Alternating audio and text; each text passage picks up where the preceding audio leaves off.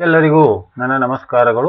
FA2 model question paper ರೂಪಣಾತ್ಮಕ ಪರೀಕ್ಷೆ 2ರ ಒಂದು ಮಾದರಿ ಪ್ರಶ್ನೆ ಪತ್ರಿಕೆ ಹಾಗೂ ಉತ್ತರಗಳನ್ನು ನೋಡೋಣ. ತರಗತಿ 7ನೇ ವಿಷಯ ವಿಜ್ಞಾನ, ಸಮಯ 40 ನಿಮಿಷ, ಗರಿಷ್ಠ ಅಂಕಗಳು 20. ಇಲ್ಲಿ ಮೊದಲಿಗೆ ಪ್ರಶ್ನೆ ಪತ್ರಿಕೆಯನ್ನು ನೋಡೋಣ, ನಂತರ ಅವುಗಳ ಉತ್ತರಗಳನ್ನು ನೋಡೋಣ. ಈಗ ಬಹು ಆಯ್ಕೆ ಪ್ರಶ್ನೆಗಳಿವೆ, 2 ಪ್ರಶ್ನೆಗಳು, ಪ್ರತಿಯೊಂದಕ್ಕೂ ಒಂದೊಂದು ಅಂಕ.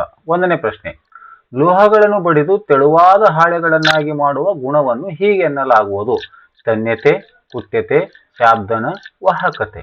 2ನೇ ಪ್ರಶ್ನೆ, ಕೆಳಗಿನವುಗಳಲ್ಲಿ ಯಾವುದು ರಾಸಾಯನಿಕ ಬದಲಾವಣೆಗೆ ಉದಾಹರಣೆಯಾಗಿದೆ? ಮಂಜುಗಡ್ಡೆ ಕರಗುವುದು, ನೀರು ಆವಿಯಾಗುವುದು, ಮ್ಯಾಗ್ನೀಸಿಯಂ ಪಟ್ಟಿಯನ್ನು ಸುಡುವುದು, ಕಾಗದವನ್ನು ಮಡಚುವುದು. ಇನ್ನು 2ನೇ ಪ್ರಶ್ನೆ, ಇಲ್ಲಿ ಕೂಡ 2 ಪ್ರಶ್ನೆಗಳು, ಒಂದೊಂದಕ್ಕೂ ಒಂದೊಂದು ಅಂಕ. 3ನೇದು, ಜ್ವಲನ ತಾಪ ಎಂದರೇನು? 4ನೇ ಪ್ರಶ್ನೆ, ದ್ವಿತೀಯಕ ಲೈಂಗಿಕ ಲಕ್ಷಣಗಳು ಎಂದರೇನು? ಇನ್ನು 2 ಅಂಕದ 3 ಪ್ರಶ್ನೆಗಳಿವೆ. 5ನೇ ಪ್ರಶ್ನೆ, ಭೌತ ಬದಲಾವಣೆ ಮತ್ತು ರಾಸಾಯನಿಕ ಬದಲಾವಣೆಗಳ ನಡುವಿನ 2 ವ್ಯತ್ಯಾಸಗಳನ್ನು ಬರೆಯಿರಿ. 6th ಕ್ವಶನ್, ಕಬ್ಬಿಣವು ತುಕ್ಕು ಹಿಡಿಯಲು ಅಗತ್ಯವಿರುವ 2 ಪ್ರಮುಖ ಅಂಶಗಳನ್ನು ತಿಳಿಸಿ. 7th ಒನ್, ಹದಿಹರೆಯದವರಿಗೆ ಸಮತೋಲಿತ ಆಹಾರವು ಏಕೆ ಅಗತ್ಯ? ಇನ್ನು 3 ಅಂಕದ 2 ಪ್ರಶ್ನೆಗಳಿವೆ. ಈಗ 8th ಕ್ವಶನ್, ಲೋಹಗಳ ಪ್ರಮುಖ ಭೌತ ಗುಣಲಕ್ಷಣಗಳನ್ನು ಪಟ್ಟಿ ಮಾಡಿ. 9th ಒನ್, ಅಯೋಡಿನ್ ಮತ್ತು ಕ್ಲೋರಿನ್ ಎಂಬ ಅಲೋಹಗಳ ದೈನಂದಿನ ಜೀವನದ ಉಪಯೋಗಗಳನ್ನು ತಿಳಿಸಿ. ಇನ್ನು 4 ಅಂಕದ ಪ್ರಶ್ನೆ ಇದೆ, ಒಂದೇ ಒಂದು. 10th ಕ್ವಶನ್, ದಹನ ಕ್ರಿಯೆ ಎಂದರೇನು? ದಹನ ಕ್ರಿಯೆಗೆ ಆಮ್ಲಜನಕ ಅವಶ್ಯಕ ಎಂಬುದನ್ನು ಚಟುವಟಿಕೆಯ ಮೂಲಕ ವಿವರಿಸಿರಿ. ಈಗ ಪ್ರಶ್ನೆ ಪತ್ರಿಕೆ ಆಯಿತು. ಆ ಒಂದು ಪ್ರಶ್ನೆ ಪತ್ರಿಕೆಯ ಉತ್ತರಗಳನ್ನು ನೋಡೋಣ. ದಯವಿಟ್ಟು ಈ ವಿಡಿಯೋ ಇಷ್ಟವಾದರೆ ಲೈಕ್ ಮಾಡಿ, ಶೇರ್ ಮಾಡಿ ಮತ್ತು ಸಬ್ಸ್ಕ್ರೈಬ್ ಮಾಡೋದನ್ನು ಮರೆಯಬೇಡಿ ಅಂತ ಹೇಳುತ್ತಾ, ನಾನು ಮಾಡಿರುವಂಥ ವಿಡಿಯೋಗಳ ನೋಟಿಫಿಕೇಶನ್ ಅನ್ನು ಬರಬೇಕಾಗಿತ್ತಂದರೆ ಅಲ್ಲಿರುವಂಥ ಬೆಲ್ ಬಟನ್ ಮೇಲೆ ದಯವಿಟ್ಟು ಕ್ಲಿಕ್ ಮಾಡಿ ಅಂತ ಹೇಳುತ್ತಾ, ತಾವು ಸಪೋರ್ಟ್ ಮಾಡಲು ಅಲ್ಲಿರುವಂಥ ಹೈಪ್ ಬಟನ್ ಮೇಲೆ ಕ್ಲಿಕ್ ಮಾಡಿ. ಈಗ ಆ ಒಂದು ಪ್ರಶ್ನೆ ಪತ್ರಿಕೆಯ ಉತ್ತರಗಳನ್ನು ನೋಡ್ತಾ ಹೋಗೋಣ.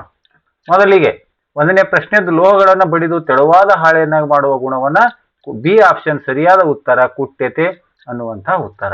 2ನೇ ಪ್ರಶ್ನೆ, ಕೆಳಗಿನವುಗಳಲ್ಲಿ ಯಾವುದು ರಾಸಾಯನಿಕ ಬದಲಾವಣೆಗೆ ಉದಾಹರಣೆಯಾಗಿದೆ ಅಂದ್ರೆ ಮ್ಯಾಗ್ನೀಸಿಯಂ ಪಟ್ಟಿಯನ್ನು ಸುಡುವುದು, ಏಕೆಂದ್ರೆ ಇಲ್ಲಿ ಮ್ಯಾಗ್ನೀಸಿಯಂ ಆಕ್ಸೈಡ್ ಎಂಬ ಹೊಸ ವಸ್ತುವನ್ನ ಉಂಟಾಗುತ್ತದೆ ಅಂತ.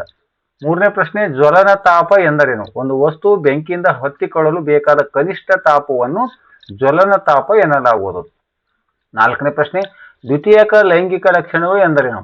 ಸಂತಾನೋತ್ಪತ್ತಿ ಕ್ರಿಯೆಯಲ್ಲಿ ನೇರವಾಗಿ ಭಾಗವಹಿಸದಿದ್ದರೂ ಗಂಡು ಮತ್ತು ಹೆಣ್ಣಿನ ನಡುವಿನ ವ್ಯತ್ಯಾಸವನ್ನು ಕಂಡುಹಿಡಿಯಲು ಸಹಾಯ ಮಾಡುವ ದೈಹಿಕ ಲಕ್ಷಣಗಳನ್ನು ದ್ವಿತೀಯಕ ಲೈಂಗಿಕ ಲಕ್ಷಣಗಳು ಎನ್ನುತ್ತಾರೆ. ಇನ್ನು 2 ಮಾರ್ಕ್ಸ್ ಕ್ವಶನ್. 5th ಒನ್, ಭೌತ ಬದಲಾವಣೆ ಮತ್ತು ರಾಸಾಯನಿಕ ಬದಲಾವಣೆಗಳ ನಡುವಿನ ವ್ಯತ್ಯಾಸವನ್ನು ಬರೆಯಿರಿ ಅಂತಿದೆ. ಮೊದಲಿಗೆ ಭೌತ ಬದಲಾವಣೆಯನ್ನು ನೋಡೋಣ, ನಂತರ ರಾಸಾಯನಿಕ ಬದಲಾವಣೆ. ವಸ್ತುವಿನ ಭೌತ ಗುಣಗಳಲ್ಲಿ ಮಾತ್ರ ಬದಲಾವಣೆಯಾಗುತ್ತದೆ ಮತ್ತು ಯಾವುದೇ ಹೊಸ ವಸ್ತುವನ್ನು ಉಂಟಾಗುವುದಿಲ್ಲ. ಇದು ಭೌತ ಬದಲಾವಣೆ. ರಾಸಾಯನಿಕ ಬದಲಾವಣೆ ಒಂದು ಅಥವಾ ಅದಕ್ಕಿಂತ ಹೆಚ್ಚು ವಸ್ತುಗಳು ಉಂಟಾಗುತ್ತವೆ ಅನ್ನುವಂಥದ್ದು. ಇನ್ನು 6th ಕ್ವಶನ್, ಕಬ್ಬಿಣವು ತುಕ್ಕು ಹಿಡಿಯಲು ಅಗತ್ಯವಿರುವ 2 ಪ್ರಮುಖ ಅಂಶಗಳನ್ನು ತಿಳಿಸಿ. ಕಬ್ಬಿಣವು ತುಕ್ಕು ಹಿಡಿಯಲು ನೀರು ಅಥವಾ ತೇವಾಂಶ ಮತ್ತು ಗಾಳಿ ಎರಡರ ಉಪಸ್ಥಿತಿಯು ಅತಿ ಅಗತ್ಯ. 7th ಒನ್, ಹದಿಹರೆಯದವರಿಗೆ ಸಮತೋಲಿತ ಆಹಾರವು ಏಕೆ ಅಗತ್ಯ ಅನ್ನುವಂಥದಕ್ಕೆ ಉತ್ತರ, ಹದಿಹರೆಯವು ತೇಜಸ್ವಿ ಬೆಳವಣಿಗೆ ಹಂತವಾಗಿದೆ. ಈ ಸಮಯದಲ್ಲಿ ಮೂಳೆಗಳ ಬೆಳವಣಿಗೆ, ಸ್ನಾಯುಗಳ ಬೆಳವಣಿಗೆ ಮತ್ತು ರಕ್ತದ ಉತ್ಪಾದನೆಗೆ ಅಗತ್ಯವಾದ ಪೋಷಕಾಂಶಗಳನ್ನು ಪಡೆಯಲು ಸಮತೋಲಿತ ಆಹಾರವು ಅತ್ಯಗತ್ಯ. ನೆಕ್ಸ್ಟ್ 4th ಕ್ವಶನ್, ಇಲ್ಲಿ 3 ಅಂಕದ 2 ಪ್ರಶ್ನೆಗಳಿವೆ. ಈಗ 7th ಕ್ವಶನ್ ಪ್ರಶ್ನೆ ಮತ್ತು ಉತ್ತರ ನೋಡೋಣ. ಲೋಹಗಳ ಪ್ರಮುಖ ಭೌತ ಗುಣಲಕ್ಷಣಗಳನ್ನು ಪಟ್ಟಿ ಮಾಡಿ. ಲೋಹಗಳು ಭೌತ ಗುಣಗಳು ಯಾವ್ಯಾವು ಅಂದರೆ, 1ನೇದು, ಲೋಹಗಳು ಸಾಮಾನ್ಯವಾಗಿ ಗಟ್ಟಿಯಾಗಿರುತ್ತವೆ ಮತ್ತು ಹೊಳಪನ್ನು ಹೊಂದಿರುತ್ತವೆ. ಇವುಗಳನ್ನು ಬಡಿದು ಹಾಳೆಗಳನ್ನಾಗಿ ಮಾಡಬಹುದು, ಕುಟ್ಯತೆ. ಇವುಗಳನ್ನು ಎಳೆದು ತಂತಿಗಳನ್ನಾಗಿ ಮಾಡಬಹುದು, ತನ್ಯತೆ. ಇವು ಶಾಖ ಮತ್ತು ವಿದ್ಯುತ್ತಿನ ಉತ್ತಮ ವಾಹಕಗಳಾಗಿವೆ. 9th ಕ್ವಶನ್, ಅಯೋಡಿನ್ ಮತ್ತು ಕ್ಲೋರಿನ್ ಎಂಬ ಅಲೋಹಗಳ ದೈನಂದಿನ ಜೀವನದ ಉಪಯೋಗಗಳನ್ನು ತಿಳಿಸಿ ಅಂತಿದೆ. ಅಲೋಹಗಳ ಉಪಯೋಗಗಳು. ಕ್ಲೋರಿನ್, ಇದು ಸಾಮಾನ್ಯವಾಗಿ ನೀರಿನ ಶುದ್ಧೀಕರಣ ಪ್ರಕ್ರಿಯೆಯಲ್ಲಿ ಬಳಸಲಾಗುತ್ತದೆ. ಇನ್ನು ಅಯೋಡಿನ್, ಇದರ ದ್ರಾವಣವು ನಂಜು ನಿರೋಧಕ ಗುಣ ಹೊಂದಿದ್ದು ಗಾಯಗಳ ಮೇಲೆ ಹಚ್ಚಲು ಬಳಸಲಾಗುತ್ತದೆ. Last question 10th one, 4 marks. ದಹನ ಕ್ರಿಯೆ ಎಂದರೇನು? ದಹನ ಕ್ರಿಯೆಗೆ ಆಮ್ಲಜನಕವು ಅವಶ್ಯಕ ಎಂಬುದನ್ನು ಚಟುವಟಿಕೆ ಮೂಲ ವಿವರಿಸಿ ಅಂತಿದೆ. ದಹನ ಕ್ರಿಯೆ ಎಂದರೇನು? ಒಂದು ವಸ್ತುವು ಆಮ್ಲಜನಕದೊಂದಿಗೆ ವರ್ತಿಸಿ ಶಾಖ ಮತ್ತು ಬೆಳಕನ್ನು ಬಿಡುಗಡೆ ಮಾಡುವ ರಾಸಾಯನಿಕ ಕ್ರಿಯೆಗೆ ದಹನ ಎನ್ನುವರು ಪ್ರಯೋಗವನ್ನು ಇಲ್ಲಿ ಮಾಡಲಾಗಿದೆ. ಒಂದು ಬೆಳಗುತ್ತಿರುವ ಮೇಣದ ಬತ್ತಿಯನ್ನು ಗಾಜಿನ ಲೋಟದಿಂದ ಮುಚ್ಚಿದಾಗ ಲೋಟದ ಒಳಗಿರುವ ಗಾಳಿಯ ಪೂರೈಕೆ ನಿಂತು ಹೋಗುತ್ತದೆ. ಆಮ್ಲಜನಕವು ಖಾಲಿಯಾದ ತಕ್ಷಣ ಮೇಣದ ಬತ್ತಿಯು ನಂದಿ ಹೋಗುತ್ತದೆ. ಇದು ದಹನ ಕ್ರಿಯೆಗೆ ಆಮ್ಲಜನಕ ಅಗತ್ಯವೆಂದು ತೋರಿಸುತ್ತದೆ.